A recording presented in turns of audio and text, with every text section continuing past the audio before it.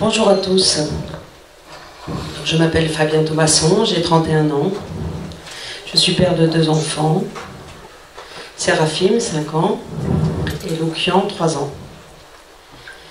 Aujourd'hui, je lance un appel au secours.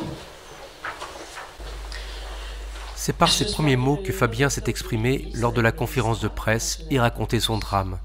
Il y a maintenant 2 ans, son épouse est partie sans prévenir avec leurs 2 enfants de 1 et 3 ans en Russie, son pays natal. Depuis, il ne les a pas revus et les échanges se font par avocats interposés. Pour l'aider et le soutenir, un collectif a été créé. Nous les avons rencontrés au cours d'une de leurs actions.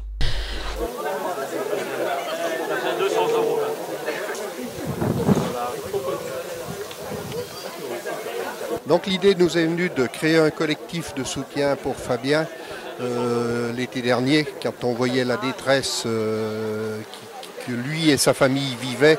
C'était quelque chose de poignant, de pas facile à vivre pour eux. Donc j'en ai parlé avec Jean-François, son père, et puis on a décidé de mettre ça en route. Donc on ne savait pas trop où on allait, c'était pas facile à mettre en place. Mais on a eu l'agréable surprise d'avoir l'appui de tous les politiques du département, les sénateurs, les députés, les conseillers départementaux, les maires de plusieurs communes avoisinantes. Et ça, croyez-moi qu'il y a eu un bel élan de solidarité. Et je les remercie tous de nous avoir aidés, de participer. Maintenant, l'objectif, c'est d'obtenir un rendez-vous avec le président de la République pour faire en sorte qu'une médiation se mette en place pour que Fabien revoie ses enfants le plus rapidement possible. Il faut qu'il y ait une négociation qui se mette en place entre les hauts fonctionnaires, il faut qu'il se passe quelque chose, quoi. On ne peut pas rester dans cette situation-là. Moi, la crainte que j'avais, c'est qu'il y ait un drame. Et ça, il faut absolument essayer de l'éviter, quoi. Moi j'ai rejoint le collectif parce qu'en fait je suis une amie de la famille depuis déjà de nombreuses années. Donc il me semblait normal de soutenir Fabien puisque je suis également maman et je ne peux envisager d'être séparée de mes enfants. Surtout que le combat qu'ils mènent est intense depuis déjà 2 ans maintenant et que tout père doit avoir ses enfants et les enfants doivent grandir avec une maman mais également un papa et ça c'est très important pour l'équilibre de l'enfant et voilà, c'est essentiellement pour ça.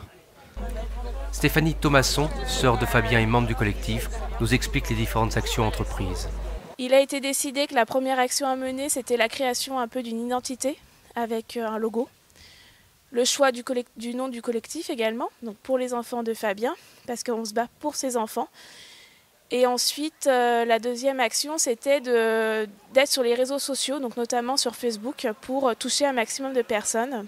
Donc la page Facebook aujourd'hui compte plus de 1300 abonnés. Et la troisième action, dans l'immédiat, était l'organisation d'une conférence de presse pour toucher vraiment à un niveau plus national.